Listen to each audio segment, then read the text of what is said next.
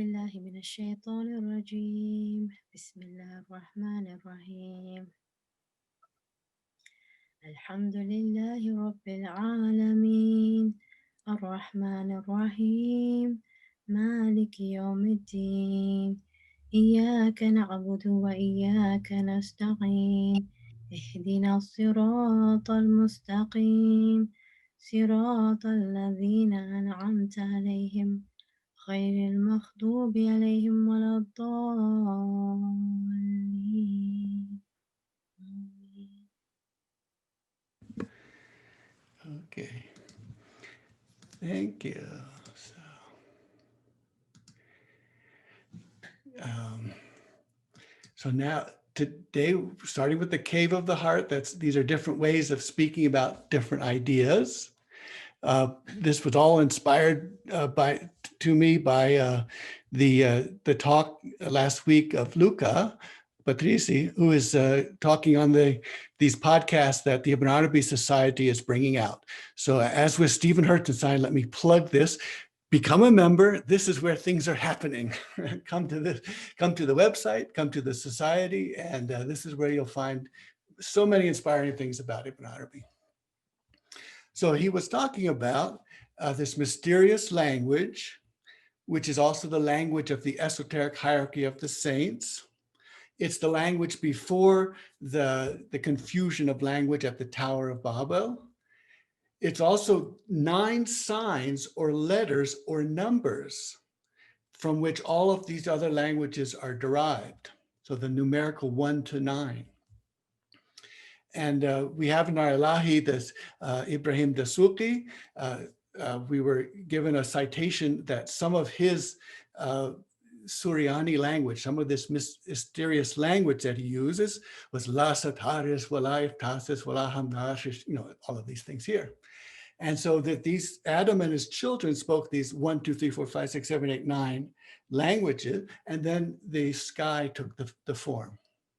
And as long as the child is fed with mother's milk, that is ummi, based on his mother, they will continue to have this connection to this heavenly angelic assembly when they dream in their sleep.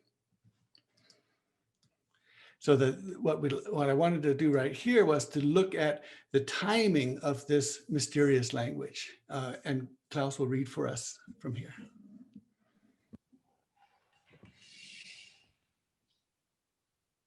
Blessings to the secret heart of the universe. And you made him the basis of generosity, while Adam's creation was between water and clay. You transferred him until his time period circled back to what it was before. And you made his latter better than his first. You set him upright as a slave, tractable, humble, long ago. He whispered to you in the cave of Hira. Thank you. So we look at that single strip being divided into 2, which makes a single loop with 4 sections. So the first section is this starry night, when all the stars are the guides, and we're being guided by all these stars. And then when the solar Islam comes out, when the light of Muhammad takes bodily form, then the sun drowns out the other stars. And so we only see the sun, and I'll call that solar Islam. And then after his passing, sallallahu alaihi wasallam, we come to a new time, a third time. And so he had been invisible before, visible in solar Islam, and invisible again now. And when he's invisible, we see the solar star of Islam, which is veiled behind the earth, and whose light is then shining on the moon. So we see all of the stars in the sky, and we see the solar light reflected in the moon, and only now, this is the culmination of prophecy, only now can we know that all of this light was the light of Muhammad. So that can't be known in that first part, because it's invisible. It can't be known in the solar Islam time because all you see is one star. But it can be known after his passing that he is the light of Muhammad and the culmination of prophecy. So these, and then the fourth section will be when he is visible again. And when he's visible again on the last day, he will then intercede for all of his mother community, which is all of the human beings who have ever been born. Now we'll talk about the inner voice. And of course, everyone will have their inner voice and you'll know about your inner voice. I'll just tell you a little bit about my inner voice. So yesterday or a few days ago, I saw this sign. I'm waiting in a queue and so I have nothing to do but look at this sign. And so when I see this sign, I think, I have an inner voice which sort of reads the sign. It's voiced and it's unvoiced. I mean, when I get to the X, do I say X or do I say cross? So it's voiced and unvoiced. And then, of course, with my brain, which is trained in Mad Magazine. Mad Magazine was sort of my training.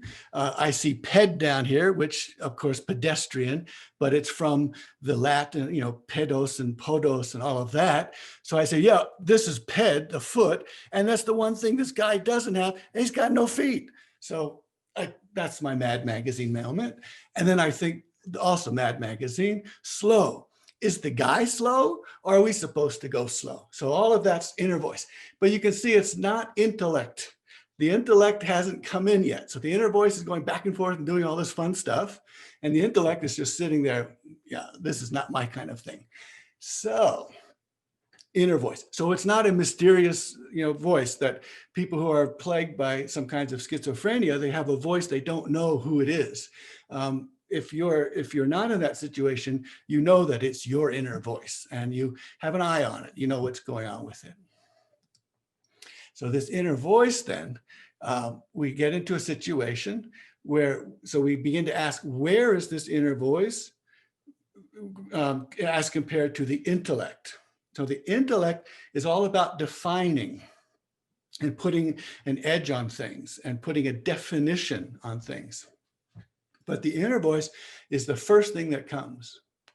And Ibn Arabi is always talking about the first thing that comes. So the Prophet opened his shirt for the rain because it's the first thing that's coming, the fresh from its Lord. And Ibn Arabi talks about the first sight of your beloved is the most powerful sight. It's the first one. It's not been mediated. It's not been intellectualized. And so it's the first view, the first sight, the first thing that comes to your mind. All of these things are these firsts. And the way the Ibn Arabi uses terms like ummi, which means based on your mother, so that as an infant, you receive things first. And then ummah, the mother community, is the community, the one who communicates within this communication based on the mother. So it's not a hierarchical community, it's a mother-based community. All her siblings are equally loved. Talks about sir, the secret heart, and al-wajh al-khas, the special face. And we said that the special face is what every created being has.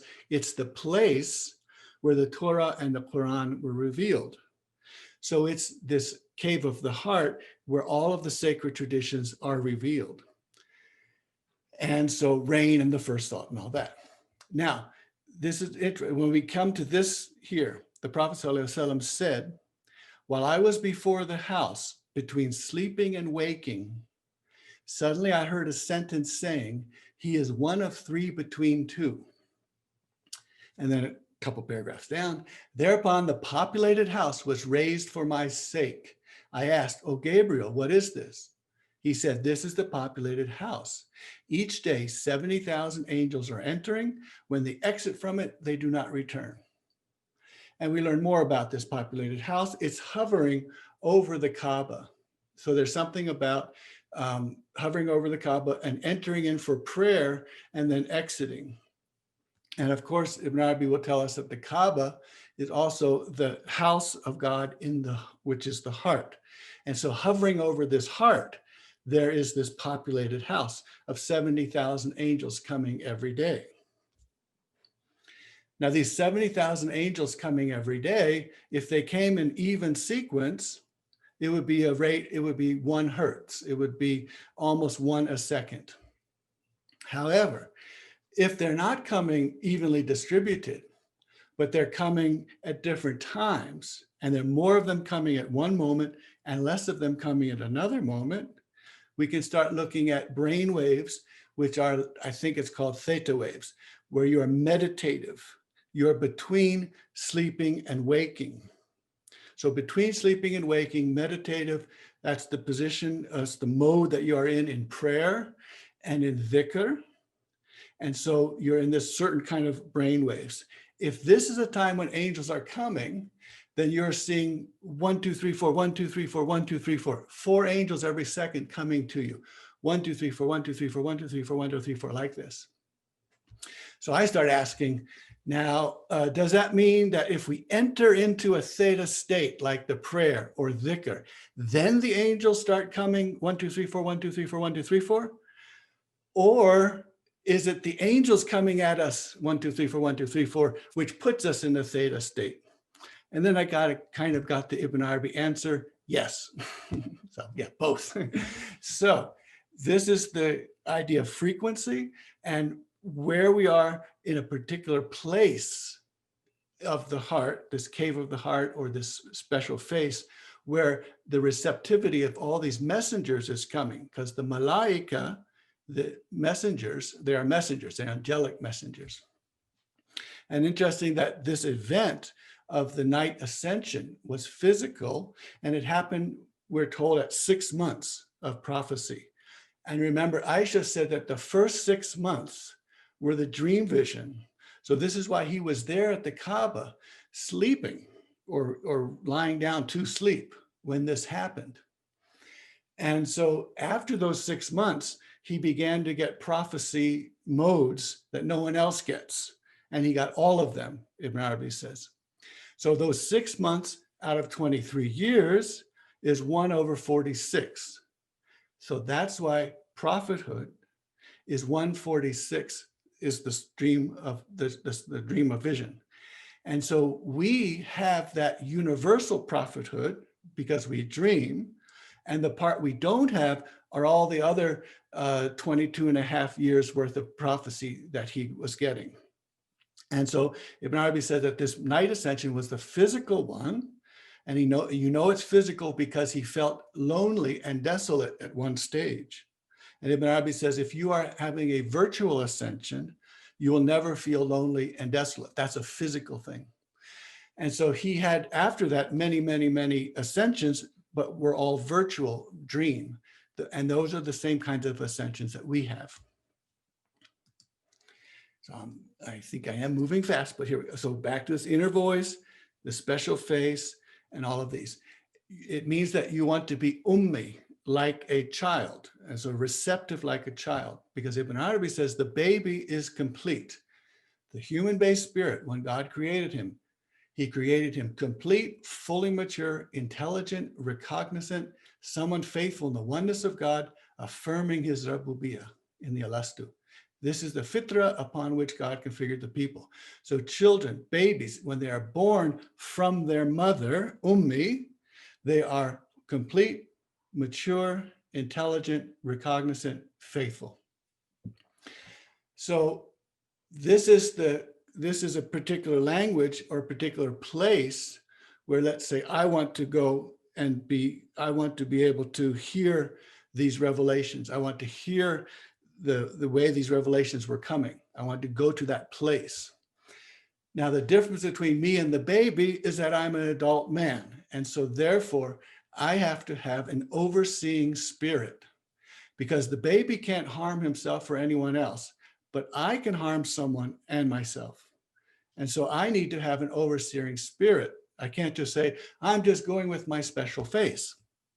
I'm just going with my childlike innocence and all of that. I have an overseeing spirit. And this overseeing spirit, when we are in a dream, which is a nightmare, the overseeing spirit wakes us up. And Ibn Arabi says, I saw this, someone was dreaming and they were about to roll over and injure the baby who was lying next to them. And he says, so this is the overseeing spirit, which wakes you up to keep you from harming someone. And we call this overseeing spirit Sharia and adab. So Sharia, it's a law, and then adab, it's the way of behaving. And we learned that this overseeing spirit is the one. Ibn Arabi has one experience. He's leading the prayer, and then he goes off into this special face area. He goes off into this direct vision, direct, unmediated relation and connection to the divine. Afterwards, he goes quickly to a friend in the congregation and asks him, did I say anything wrong? Bad? Were any bad words coming from my mouth? No, nothing bad came from your mouth. And did I do anything wrong that might mislead the people in the prayer? Did I make some gesture? He said, no, you made no such gesture. And he said, I was so pleased and relieved by that.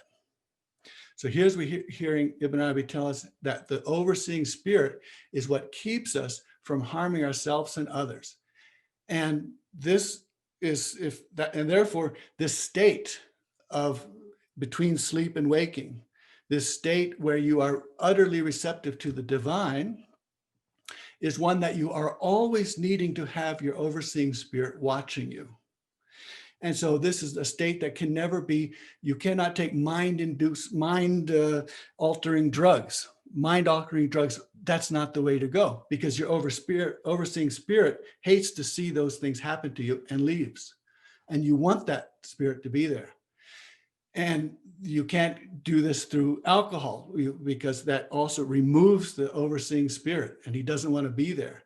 So someone who is under the influence of alcohol, the overseeing spirit is gone, and they can't remember what they've done. They don't know how they got to when they wake up. They don't know how they got there. They don't know what their inhibitions have gone, all of those things.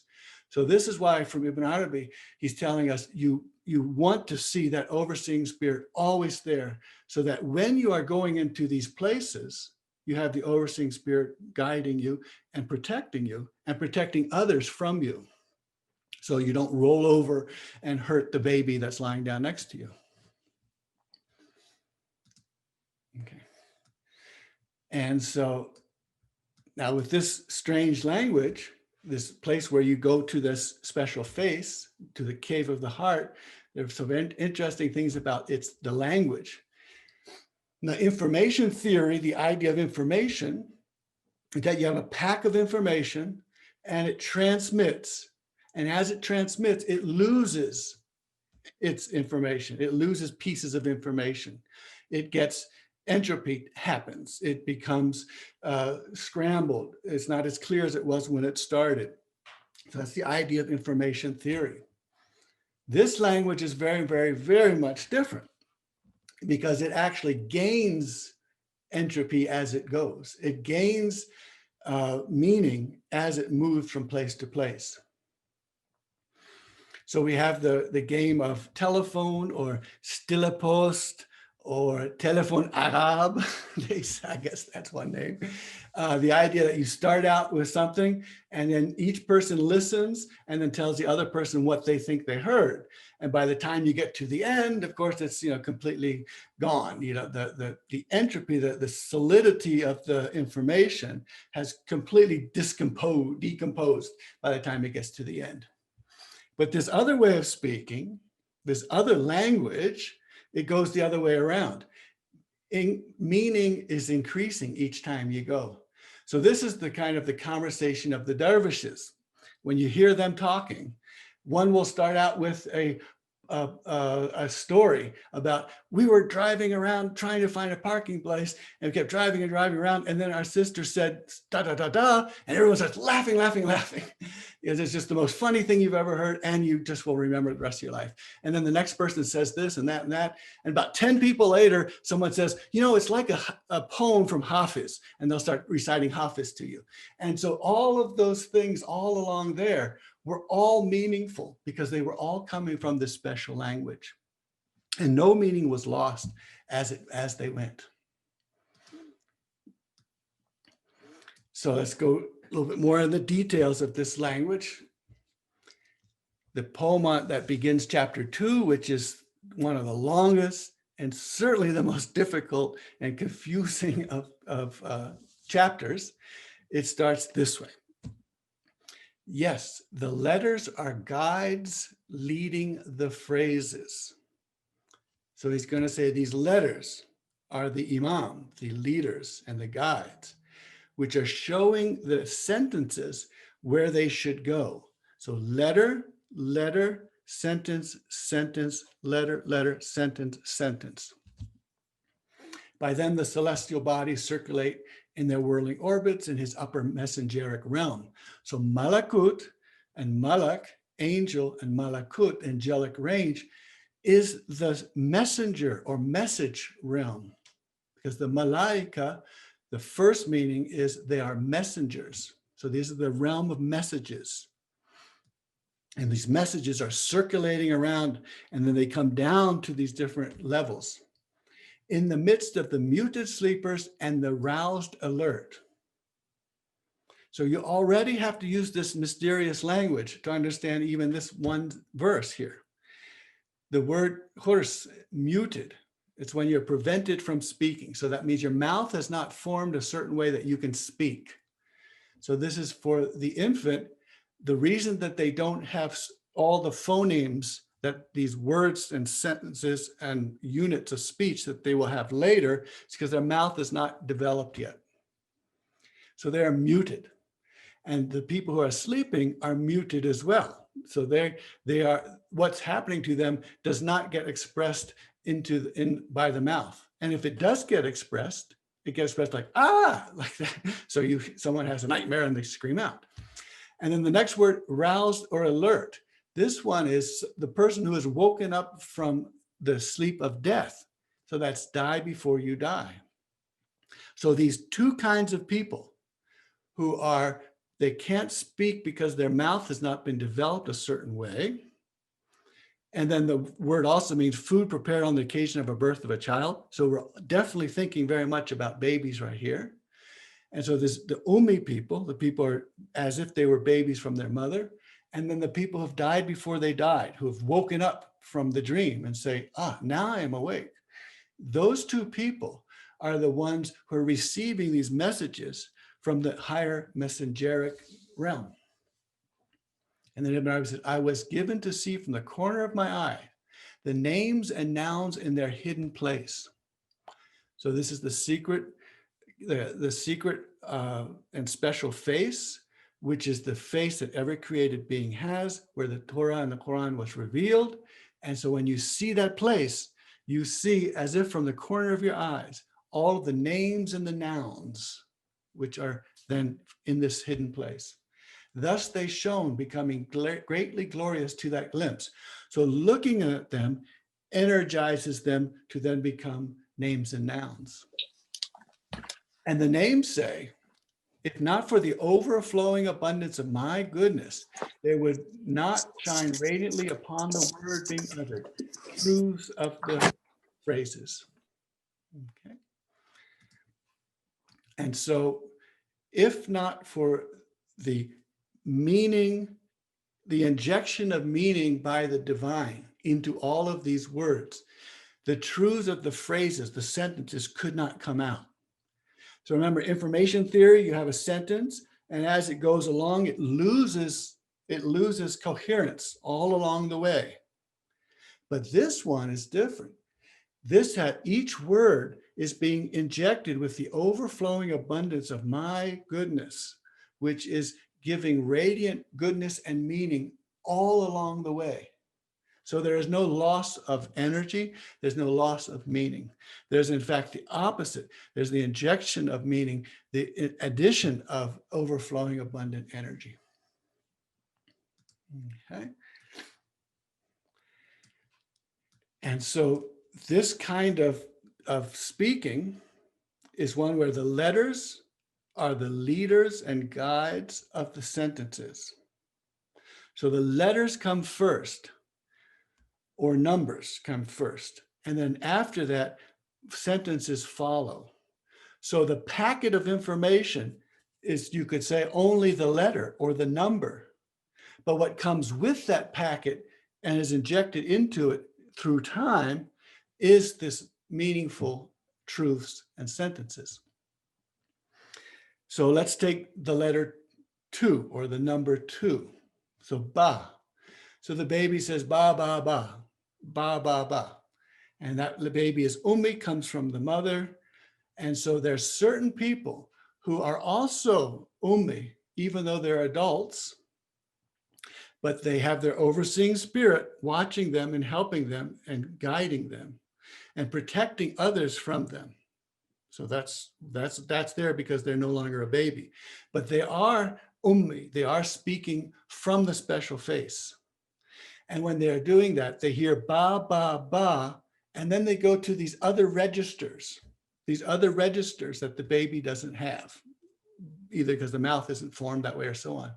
And so you see these other register, you see the 2, the 20, and the 200. So the 2 is ba, the 20 is ka, and the 200 is ra. So ba, ba, ba, as the baby is saying ba, ba, ba, the person who understands that language is saying all sorts of things like baraka. So right there, in all 220, 200, baraka, the blessings. So ba, ba, ba, you hear baraka. You hear baka, the place where the Kaaba is located, baka. You hear rakaba, like the rider on the horse, and they're working together as a composition. And there's the way words are composed together. So both of them are working together and traveling together, rakaba. You hear kabab, which is unkabab, which is things put one on top of the other into a skewer, right? So 1, 2, 3, 4, 5. So you hear unkabab or kabab. You hear what else? Rabba, you hear Rabba, my cherisher, and you hear Rabbika, your cherisher. You hear Bakar, Bakra. You know, all of these words are coming from ba, ba, ba, because ba, ba, ba is the leaders guiding the 20s and the 200s, the kafs and the ras. Okay, so this ba, ba, ba expands. You don't say that it contains anything more than ba, ba, ba, but it expands, and then meaning is coming following it as these ba, ba, ba are guiding it. So you can be saying, if you were to take that from Arabic to English, you would be saying, oh, the blessed house in the region of Baka, this blessed Kaaba, which is Rakaba, which is composed of all of these different parts, which make one heart, one reality. And this is from our cherisher, our Rabba. And this cherisher is the one that has blessed us with this house. You just go on and on and on, because the ba, ba, ba has guided you to see all of those meanings. Okay. Now this, so we looked at the 4 parts: the visible, invisible, the invisible, visible, visible parts of the light of Muhammad. Now we look at the time that we are in, which is a night with 3 parts. So when the solar Islam passes, when he dies, it passes away, sallallahu alaihi wasallam, then there is a glow in the sky. And that glow in the sky is the transmission of Aisha, of the 3rd or half of the religion.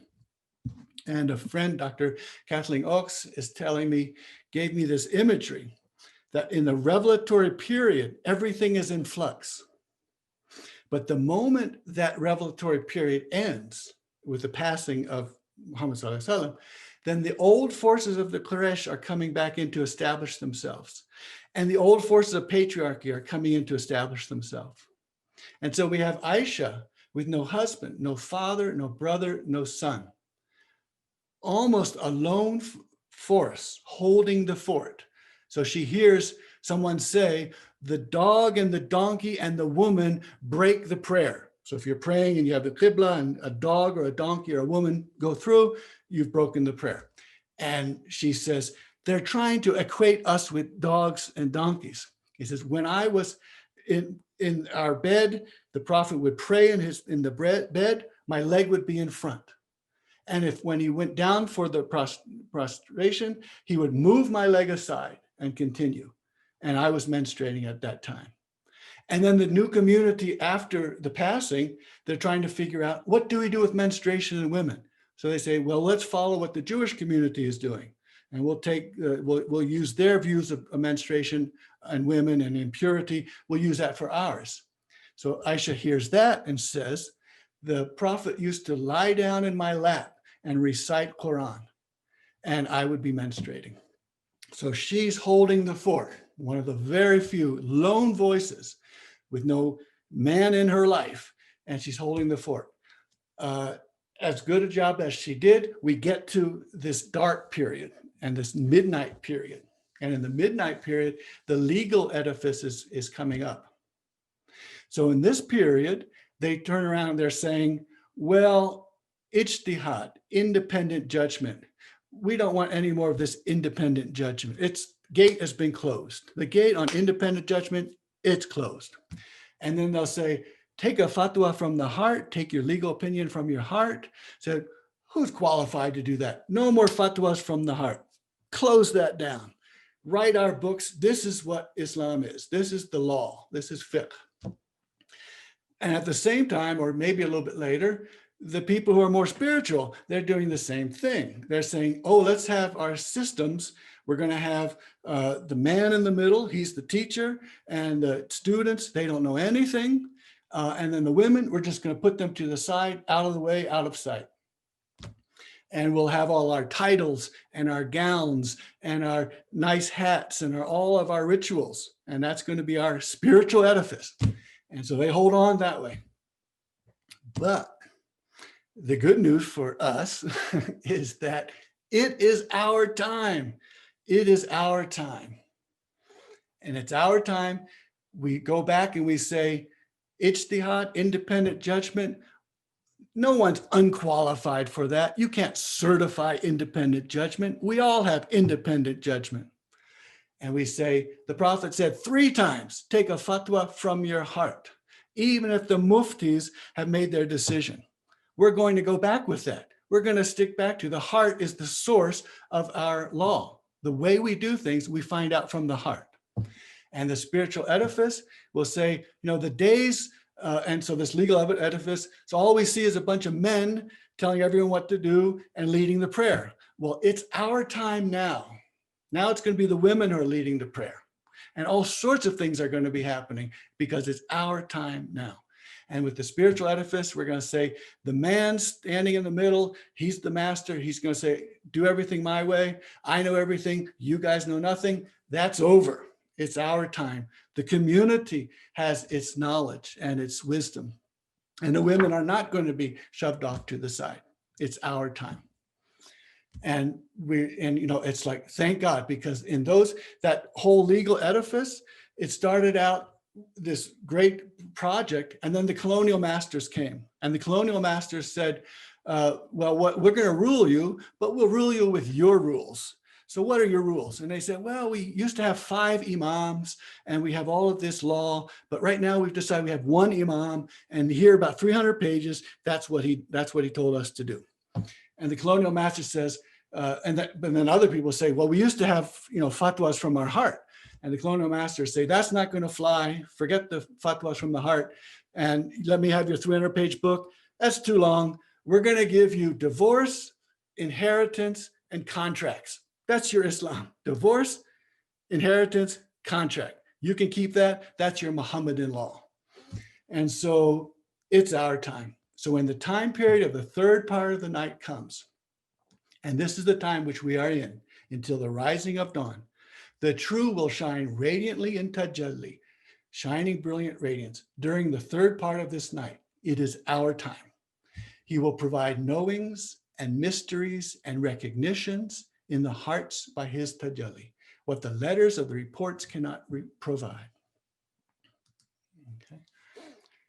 And so in this 3rd part of the night, we're not doing that anymore. It's going to be very different. It's our time. And in our time, we're told, put your attention towards me and empty your ears from my word, so that I will be in this recitation, just as I recited it to him, the messenger, and I made him hear it. So it would be me who clarifies for you my word, and I will translate for you its meaning. This is my night conversation with you. So the inner voice comes up. It's not outside of you. It's the inner voice from the secret heart. And you're hearing word after word, verse after verse, ba, ba, ba, ba, ba. And you have all of a sudden the meanings are coming through one after the other. This is what it means. This is what it means. This is what it means. And it's in your language. I, for instance, I can't understand Arabic at all. I can only understand the Futuhat when I'm reading or hearing it. And so it has to, anything that comes to me has to be in my language, and it comes in my language. I myself recite my book to them in their own languages, and they listen. This is the hushed night conversation of mine. I will take charge of your education myself. So you don't have to go to the books and the ulama and the experts and say, what's my religion? So I will take charge of your education myself. And I will say to you, my creature, I meant by this verse such and such, and by this other verse such and such. It will be this way until the dawn breaks. So in this third part of the night, we're nothing but straight education from the divine. And the hadith, of course, is your cherisher comes down to the sky of this world. So before, far away. Now the cherisher is in the sky of this world, can't get any closer than that. In the third remaining part of the night, asking, is there anyone needing something that I may provide? Is there anyone turning to me that I may turn to them? Is there anyone asking forgiveness that I may forgive them? So this is our time. Okay.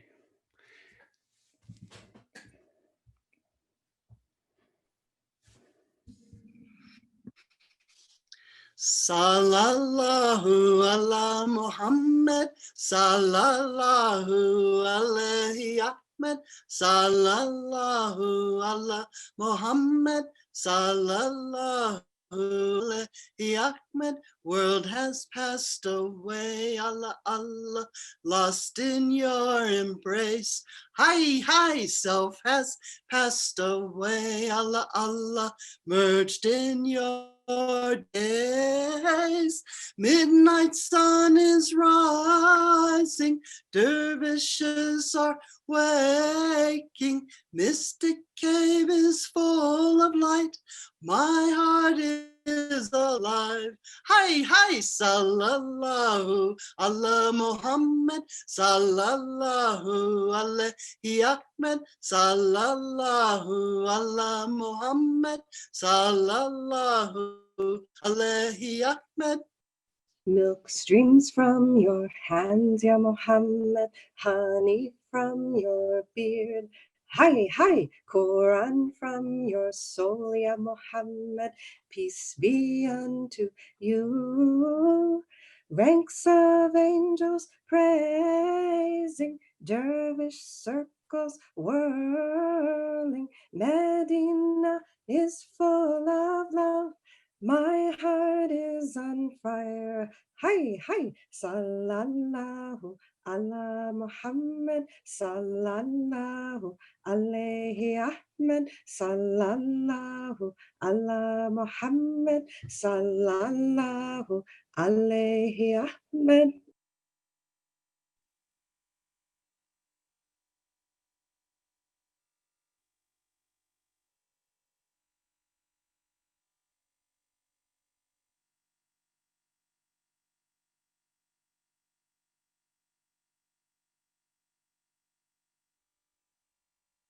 Shoaib, we don't hear you or Baki.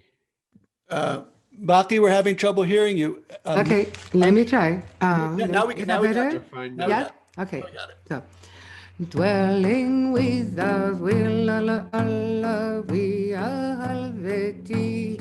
Hey, hey, always on retreat, Allah, Allah, tear them out and sweep.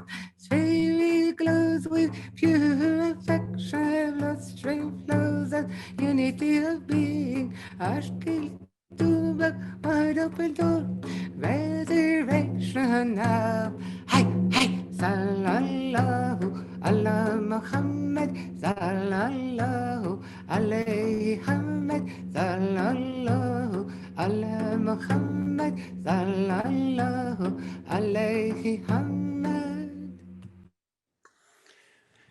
Thank you. So midnight sun is rising. So there's a new sun. It's not the solar sun. It's veiled by the earth and it's shining from the moon. Dervishes are awaking and the mystic cave is full of light. And so my heart is alive. And so fatwa from the heart, from a living heart, this is where we're getting everything. And I just wanted to say that again so nicely. So when the time period of the third part of the night comes, and this is the time which we are in, until the rising of dawn, the dawn rising of the day of arising and resurrection and the day of calling forth resurrected and gathering, the true will shine radiantly in tajalli during the third part of this night. It is our time. He will provide knowings and mysteries and recognitions in the hearts by his tajalli, what the letters of the report cannot provide. Okay, so, and Omar's going to recite these verses.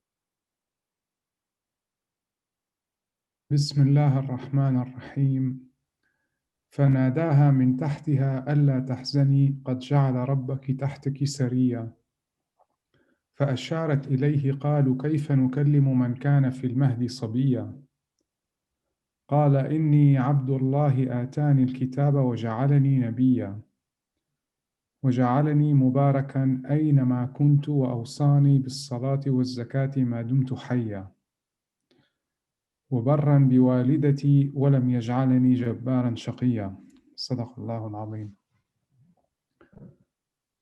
A voice called out to her from beneath the palm tree, "Grieve not, for your cherisher has provided you a rivulet beneath you." She pointed to him. They asked, "How can we talk to one who is a child in the cradle?" He said, "I am a slave of God. He has given me the book, and he has made me a prophet. And he has made me blessed wheresoever I may be, and has enjoined on me prayers and charity as long as I live. He has made me kind to my mother and not overbearing or mean." Thank you. Yeah, Ibn Arabi is fascinated by the development of the fetus in the womb. And he often talks about all of these stages and goes into great detail. And he said, if I had more time, I would tell you more. And 10,000 pages wasn't enough time. But he then begins to think about, what stage of development would this child Jesus be so that when he comes out, he can speak. So he's very interested in how quickly the mouth develops to allow certain speech to come through, and which register these speeches are coming through. Are these difficult Aramaic words, or are they easy, like Ana Abdullah Elohim or Allah, like that? So, Alhamdulillah, thank you. It's been wonderful to see you all here. So next time you hear ba, ba, ba, you'll know what you're hearing. Great. So Shuaib, there are a couple of questions trying to get a handle on the overseeing spirit. Is it the sheikh? Is it the guardian angel? What about guardian angels each of us have? Are they different from guardian angels? Yeah, so the overseeing spirit, the example of when Ibn Arabi had his experience leading the prayer, he was worried that when his overseeing spirit wasn't there, would he have said something bad or would he have done something wrong? And so it's the spirit that wakes you up from the nightmare. And so it's not the intellect, it's the spirit that wakes you up from the nightmare. And it's the one that keeps an eye on you. And it keeps an eye on you in a very gentle way. So if you're having a beautiful, mystic, spiritual moment, the spirit is there watching, just keeping an eye on you, but not stopping it from happening, but just keeping an eye on you.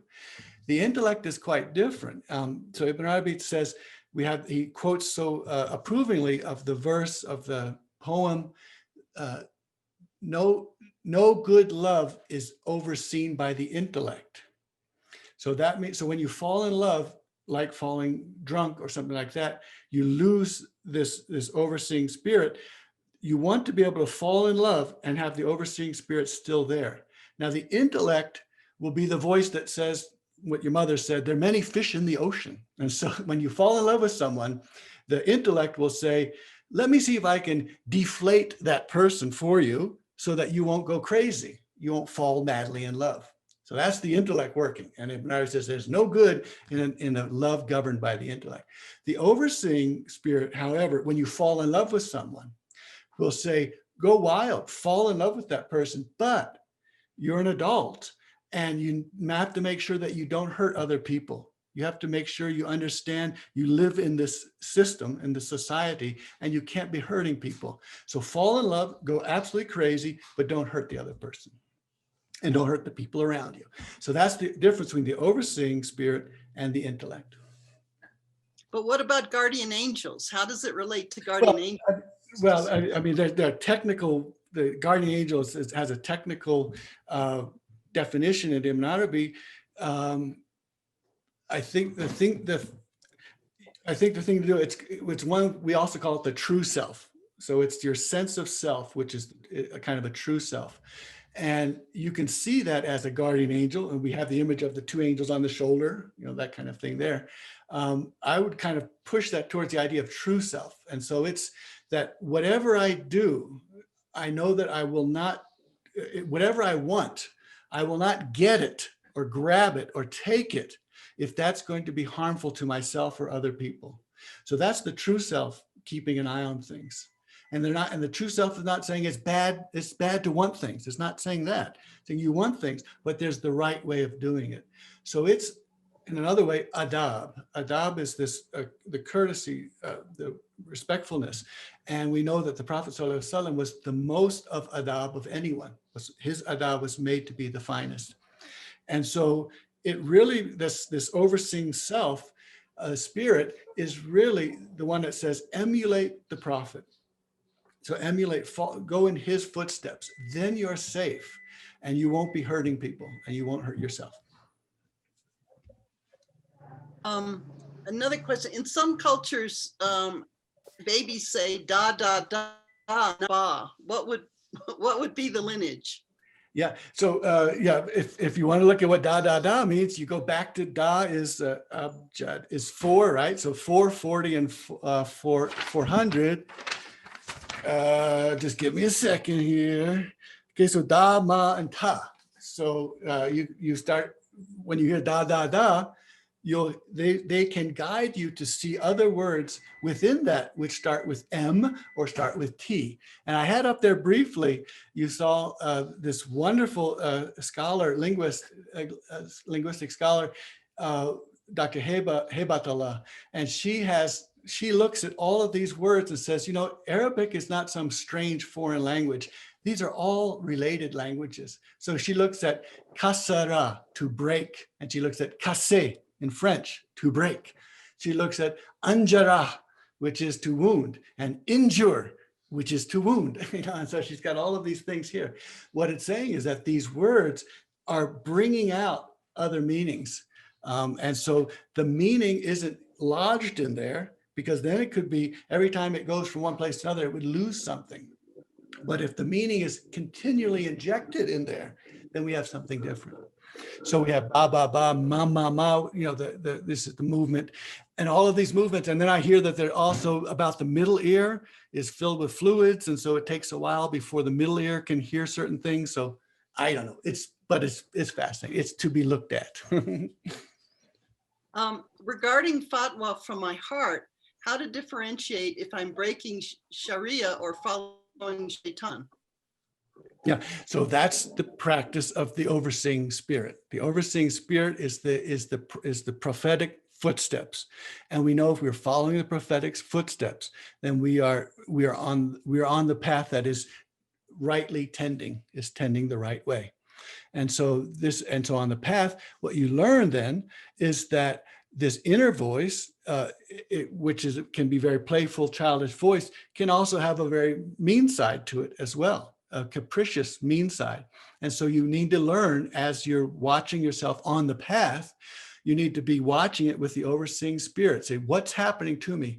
When I'm accessing this part of me, this kind of voice, am I doing good things or am I doing bad things? Are things falling apart around me or are things coming together? So we're forever asking ourselves as we go to see the quality of this inner voice, what's being said. And so this is the practice of the Sufi path. And this is why we have the guides on the Sufi path, which help us learn what is what. And staying with the dream. It's not like all dreams are perfect dreams. They're nightmares too. And so we need to be woken up from nightmare and we spit to the side. We say, not that, don't let that happen. So this is how we train ourselves. And this is the training that all souls need to go through, either in this life or in the next. Okay. You said the fatwa has to be taken from a living heart. How do we get a living heart? What's the relation of knowledge and this living heart? How do I know my heart is alive and not dead? Right. So the heart that is alive, that's why Ibn Arabi says it's all knowledge. You want knowledge, and knowledge is rain and water. So rain that falls down, which is fresh from its Lord, it revives the earth and makes the earth alive again. So when you see Mother Earth alive by this rain, you know you're seeing knowledge coming to Mother Earth. And when you see knowledge coming to your heart, if it makes you alive and good and generous, then you know it's fresh knowledge from its Lord. And if that knowledge gets spattered on the dust and there's just not enough of it so that you get little craters in the sand, little dust craters, and the water evaporates right away, that's what Ibn Arabi calls the ulama rusum, the superficial scholars. They're the ones that the water comes and all it does is make pockmarks in the sand. It doesn't actually sit there. It doesn't get absorbed. That's the way knowledge is for superficial scholars. And then he calls the other ones the blockheads. The knowledge comes, but it gets frozen in a solid block of ice. And now it can't flow. It can't give you any life. It can't give you anything. So knowledge has to flow. It has to be enough so that it gets absorbed. And it has to be welcomed and the shirt opened up for it as it comes. So that's how it works. Nice. What is the connection between special face and overseeing spirit? So the special face is the place where all of this happens, and the overseeing spirit is the one that keeps an eye on what you do with that. So if we're a baby, the overseeing spirit doesn't need to be there because you're not going to hurt anyone. But because we are adults, we have this overseeing spirit to keep an eye on us when we have this special face opened. When we're vulnerable, when our heart is open, we need the overseeing spirit.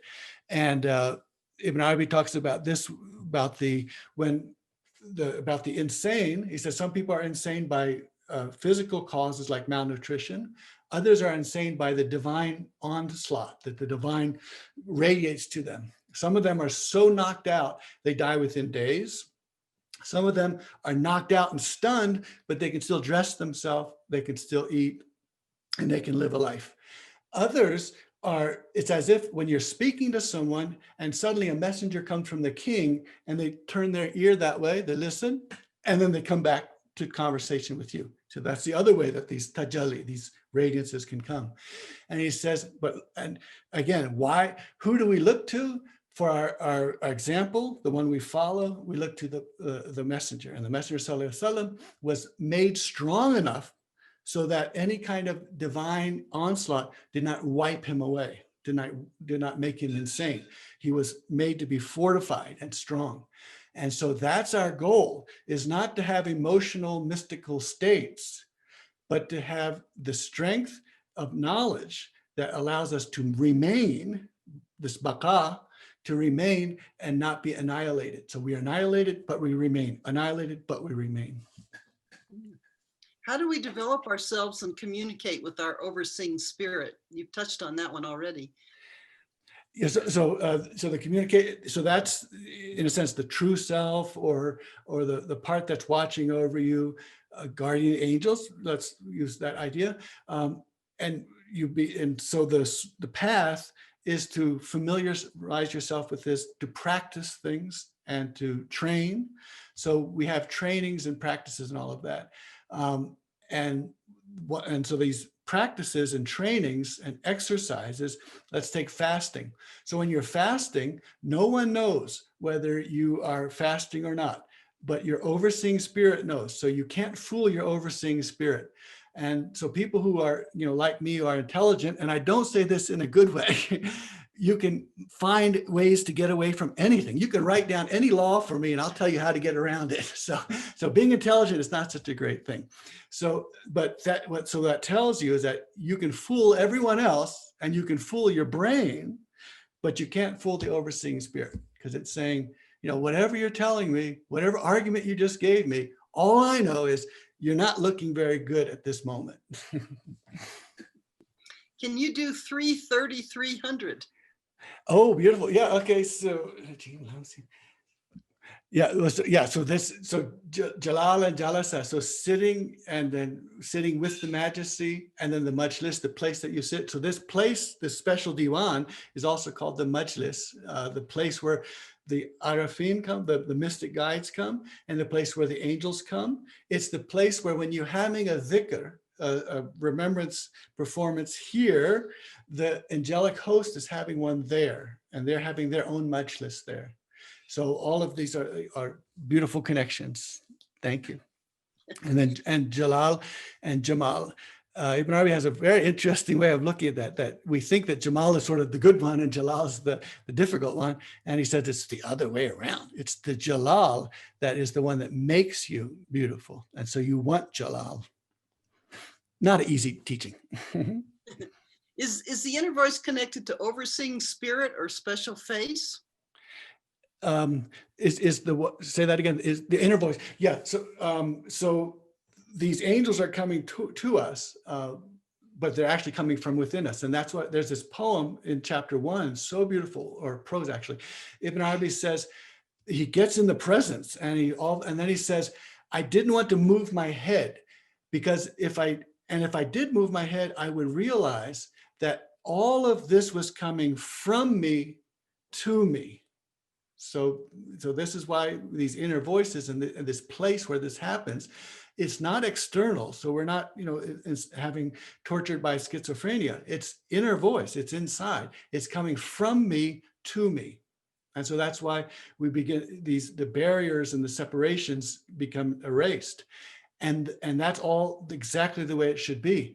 But when it comes to my behavior, then that's when I have to say the overseeing spirit has to watch that what's coming into me and these forces that are coming into me, what's the result of them.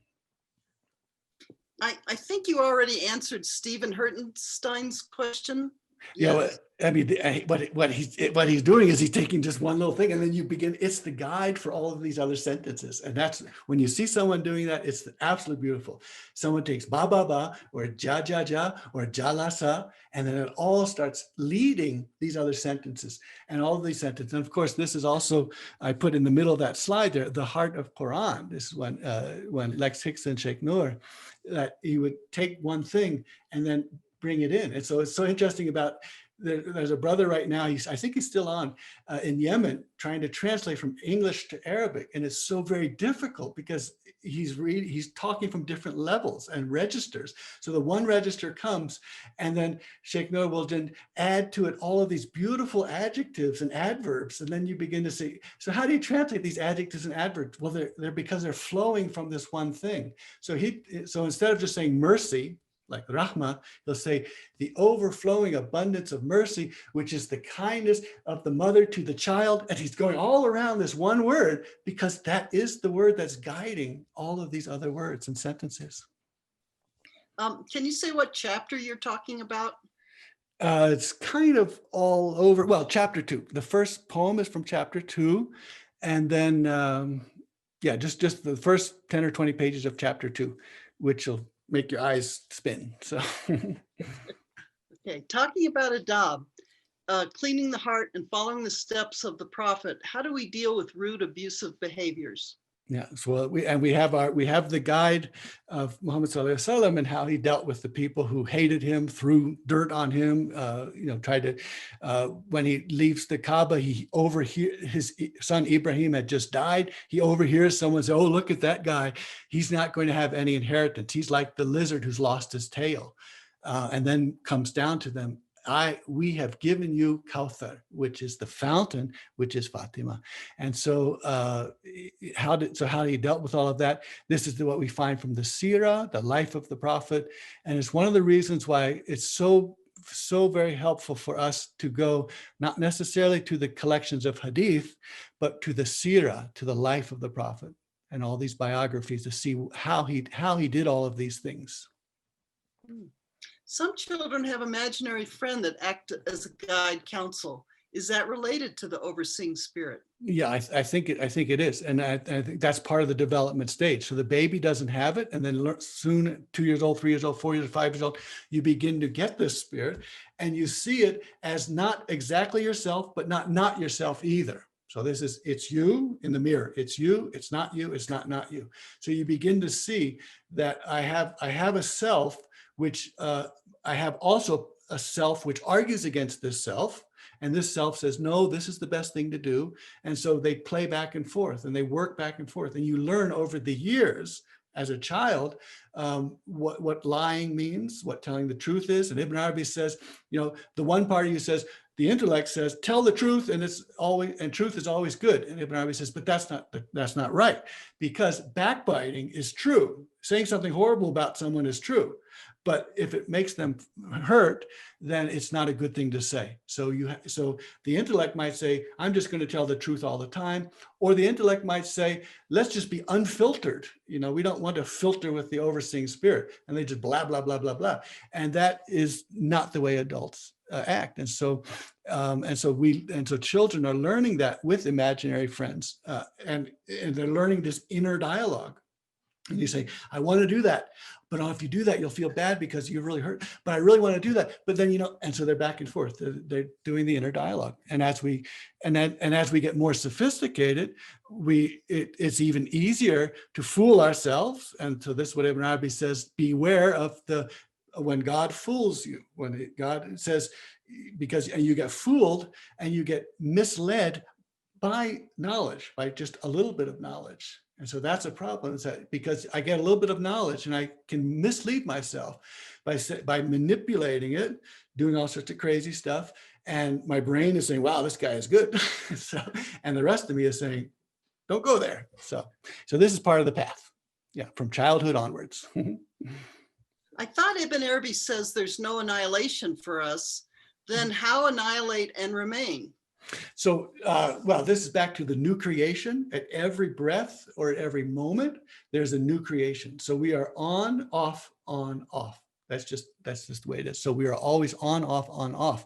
And so our experience of being off is the one of that we have no being, and we don't want to be off forever. We want to be back on again. So on, off, and then close to the beloved and distant from the beloved. So back and forth, back and forth. So on, off, close, far, far. Those are the rhythms of human existence and the way that Allah created us. Yeah. I recall learning somewhere that Ibn Arabi practiced or recommended the practice of nightly journaling. This discussion of hearing different voices, overseeing spirit, etc., reminds me of how journaling can help decipher the voices and gain clarity of heart. Is that true? Is that related?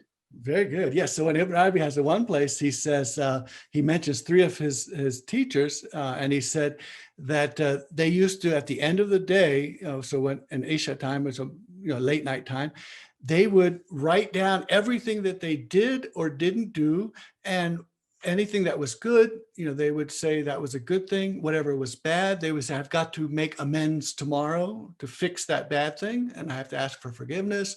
So they would go through all of those things. And definitely that was a way to understand their own activities and actions and to evaluate them before they get evaluated on the last day of judgment. And Ibn Arabi says, but I went farther than my teachers.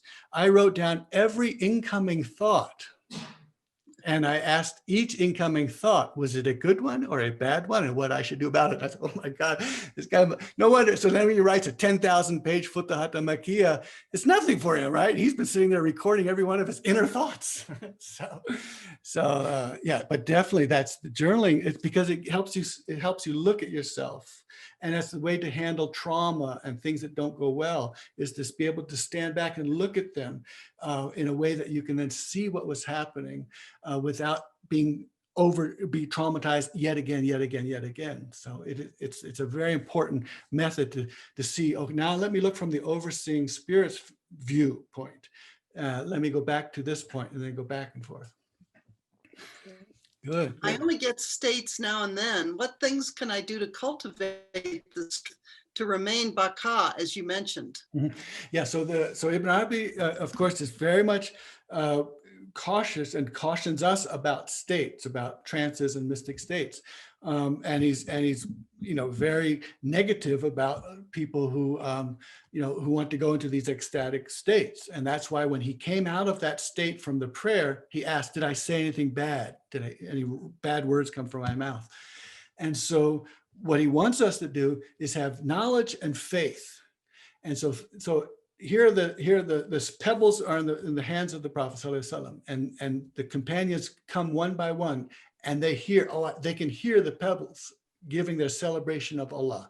The next companion comes and hears the pebbles giving the celebration of Allah. And then the third or the fourth one comes and he doesn't hear anything. So it was just for a few minutes there. But with the faith, because I have that from faith, that I read this and I know this, and I know that the Prophet ﷺ held these stones in his hand and said, these stones can speak, and that mountain, Uhud, loves me, and that this stump on the ground yearned for me and cried out for me when they made me a minbar to put inside the house. And so by faith, I have access to that. So it's when I have pebbles in my hand, by faith, I can say, it's almost as if I can hear them, because my faith says they are speaking. I might not hear it with this part of the ear or that part of the ear, but the heart knows that they are celebrating Allah. So this is what the states that you want to encourage are actually maqam, stations. And they're the stations when you have faith, when you know something is true, and you don't need to have the physical or the auditory evidence of it, but you know it's true. And that's how the heart is inside and the eyes look on the outside. Sight, insight, and working together, you see the full picture. So we don't want to just see sights. So we don't say, God, show me yourself to me, because God's showing himself to you all the time. That's not the point. The point is to know that everything that is there is God and is not God. And there's still God who's going to show another image. Can you say more about Jalal and Jamal, please? Let's do that for maybe next week. That's a big one. He just flips everything as he is wont to do. How does the schizophrenic factor into this? So it's just to that we train ourselves to hear voices and what these voices are and where they come from. And if there's someone who is unable to do that, then it can be a very much a difficult situation. It's also a situation where the pen is lifted. So for the insane, the pen is lifted. And for the child who does something, the pen is lifted. It means it's not written down. But for me as an adult, it is written down. So therefore my behavior is that I'm accountable and responsible for my behavior. And so if I'm in a situation where the pen is lifted, it's actually not a good thing at all. I want to be responsible. I want to be accountable. And so I should search for knowledge and faith and not for states. And we have an Ilahi about that. What do I care about passing states? We have an Ilahi about that. Latifa wrote before she had to leave, I think strengthen our relationship with our overseeing spirit through absolute honesty with the self, and in return, we get magically rewarded. Yeah, no, it's just amazing. And it becomes, I had not thought about it that way, but it's this absolute honesty. So it's and therefore it has to be non-judgmental. The overseeing spirit just has to say to you, I'm going to tell it the way it is. And then the you part of you has to say, I've got to accept that. That was told not for any reason, but to tell me the truth. And I've got to accept that. So yeah, total honesty. And then it is a very magical situation, because then you are now looking at the face of your prophet, and you are following each footstep of your prophet, and you know you're doing that. What about children having a relationship with their stuffed toy? Yeah, well, I saw as a kid things that had I wrote a very kind of a dark story about the people who did not appreciate some material thing, some toy, and because all of these things are the creation of Allah, and all of them are to be dignified and to be honored, and so this speaking to stuffed animals, to imaginary friends, these are all true. They're not the only thing, but these things aren't solid things, but they are true things. And so there are correlations.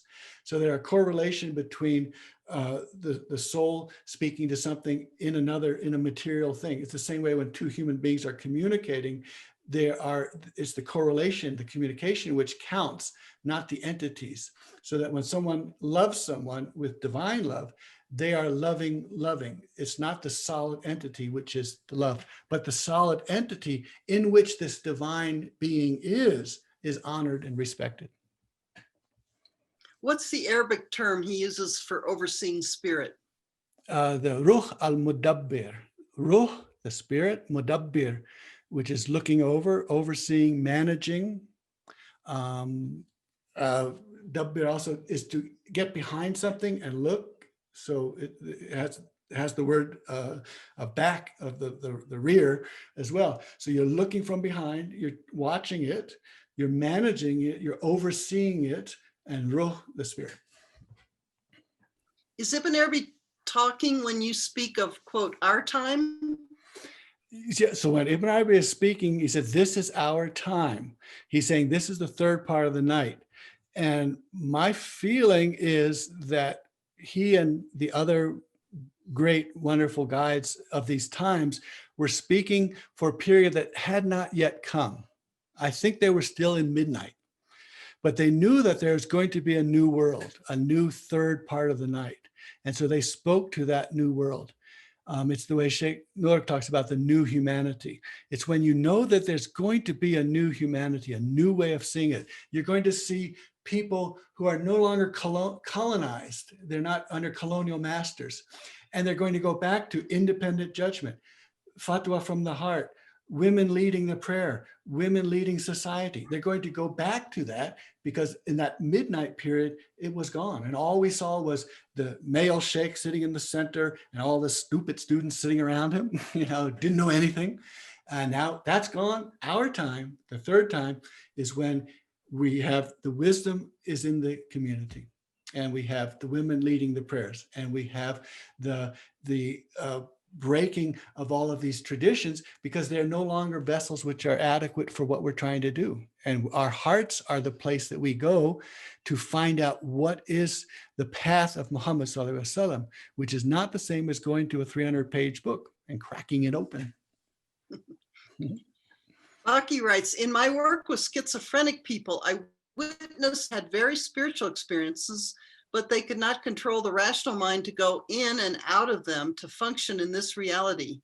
That's what the meds help them do. Right. No, yeah. And so a way to not be overwhelmed by all of these things happening, to have some kind of rational or overseeing part, which then can keep an eye on things, because otherwise the person is a danger to themselves and to others. And so, in the same way, when to be drunk or to be in love, there's a way to be in love, and the way to be in love is to have it not be governed by the intellect, but to be governed by the overseeing spirit, which says, go crazy in love, but remember you have to respect people and boundaries and societies and so on. Here's a comment about journaling. Writing with the non-dominant hand helps not to block what wishes to speak out. Right, right. And so, yeah, there are lots of ways that we looked at that. You know, and in some of your generation, maybe not so. Mine, I was a little late for the 60s. You had stream of consciousness writing, you had all that, and you had LSD and mind-altering drugs. And we're saying that's not the way to go, because the mind-altering drugs are the ones that take the overseeing spirit away. But when you write in another hand, with your other hand, or you do other kinds of things like that, you have not exited from the care and supervision of this other self. You've released and being able to go beyond the intellect to this other place. And then that's the place then you begin to explore. Was the beautiful title Cave of the Heart mentioned by Sheikh Ibn Arabi? Well, it's the phrase that we have now. Oh, and this is from our friend in Yemen, yes, and he's trying to translate all this. So, well, the answer is, this is just like what you find Sheikh No doing all the time. He takes one word and then he comes with these beautiful adjectives and adverbs which follow along and which illuminate this one word. And that's why we had that poem in chapter 2. We started with, and he spoke to you in the cave of Hira. So what that means is that before this, the kinds of prophecy where he got Quran and the angels visiting him, he spoke to you in the cave of Hira. He spoke to you, Allah, in the cave of Hira. So that speaking to the divine in the cave of Hira is what is accessible to all human beings, because all created beings have that. That's the special face. Later, he's given all of these different kinds of prophecy and so on. So I can trace Cave of the Heart back to Ibn Arabi if you take a few verses from here and a few verses from there. Baki mentions Ilahi 29. My soul is timeless, my body pure being. What can I care for passing existence? That's right. Yeah, yeah. Okay. Beautiful. Did Ibn Arabi speak of the Mahdi, the second coming, etc.? Yes, yes, and let's. I just want to sit in our time for a while longer before thinking about what comes next. But certainly he talked about that too. But I think this is so. It is so beautiful. This is our time, and he with such generosity. Look at chapter 2, said the letter Jim and the letter Kaf are coming from this 8th orbit, and they're hot and cold, and they're doing this with the wet and the dry, and they're doing and you say, oh my God. And you imagine the people who are around him. See, he gave ijazat to Dalal, this beautiful, he said, the daughter of the house, said, you have ijazat, you have permission to take all of my work and to transmit it. So he's sitting around with 12, 14 people, and Stephen Herdesheim was the first to track these people who stage by stage where they went.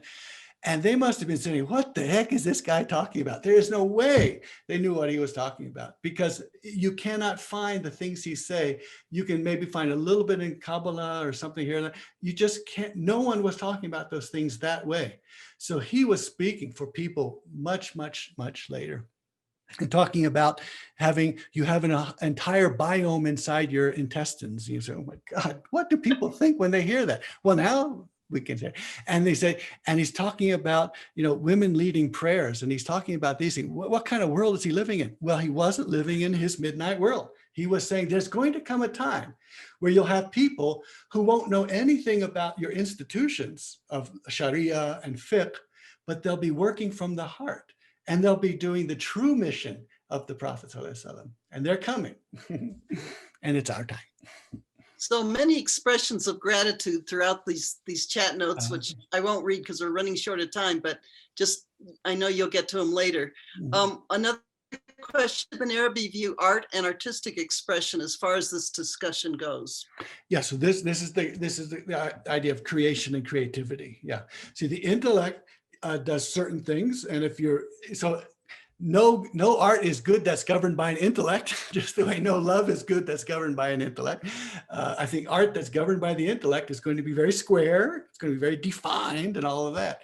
So how is it that you can express something that blows away these walls, but still has enough form and intelligence to be communicatable to the next person. So I can just throw something and say, to me, that means this, but the next person, that doesn't mean anything to me. So if I want something to mean something to the other person, I have to throw it all together, but in a way that's intelligent. So the other person says, oh, I can see something very beautiful in here, or I can see something very meaningful. So it certainly is, that's the source then. So the source of our law, the source of our legal activity, the source of our behavior, the source of our creativity, what we produce, that's going to the source. Cave equals kaf equals Kaf, 2 right. plus 5 plus 8 equals 15 equals 6, the letter wa of the human being. Absolutely. Very good. Very good. So the human being is the cave, is the place where all of this thing, all that comes together. So the one human, the perfect human.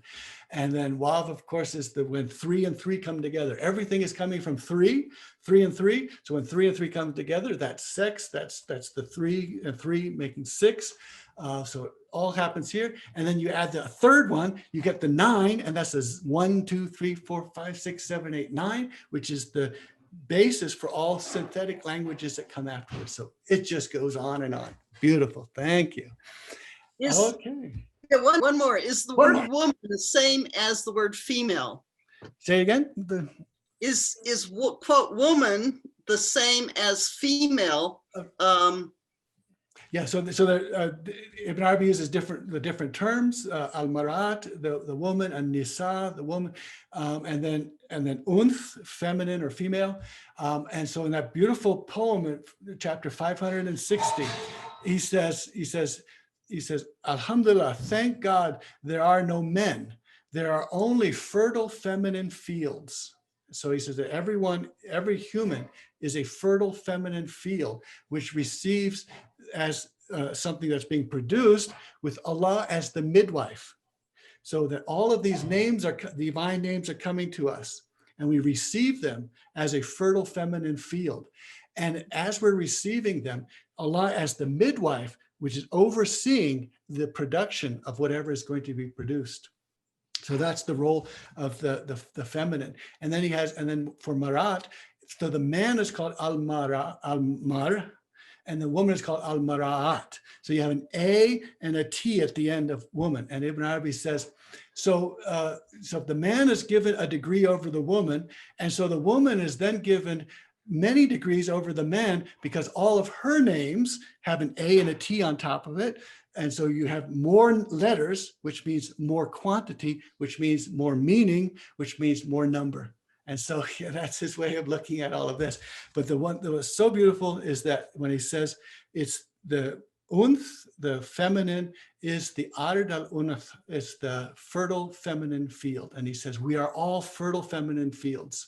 And alhamdulillah, there is no man. So there's no one who cannot biologically accept the transmission of the divine radiance. And so thank God, we're all feminine, fertile grounds. Oh. There are a couple more just exuberant statements here. My heart is filled with gratitude as I called a friend to talk about someone who introduced me to Ibn Arabi. My friend did not know I'm going to talk about Ibn Arabi. I did not say anything. It keeps moving on me. And she said she is in love with Ibn Arabi. I couldn't believe it. And then she invited me to this beautiful talk. My mind is just baffled with these synchronicities. I'm speechless. Yeah. So all the dervishes will all have a story, and many stories of these synchronicities. You do something and then something else happens. And it just, when those are happening, you realize that you're functioning, that your intellect could not have created that. Your intellect could not have planned for all of that. And so it had to be something moving you to this direction. And then something else moves you another direction. And it happens all the time. And when you see it happening all the time, you realize that this world is proceeding in a beautiful fashion, even if my intellect has lots of complaints about it. It actually is moving in a beautiful fashion.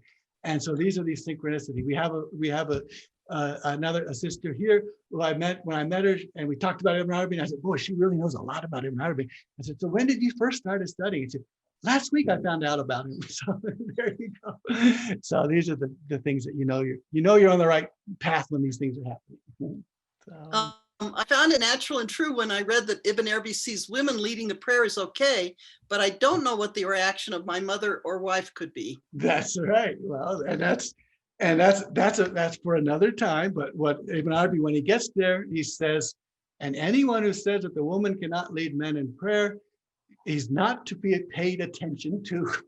He says there is no Quran or Hadith that is valid or authentic, which says that the woman does not lead the man. He said, in fact, all of us are a cosmos, even though we are the human being is the cosmos in one, even though I have a little mass, but I am the entire cosmos. And in me is the man, the woman, and the child.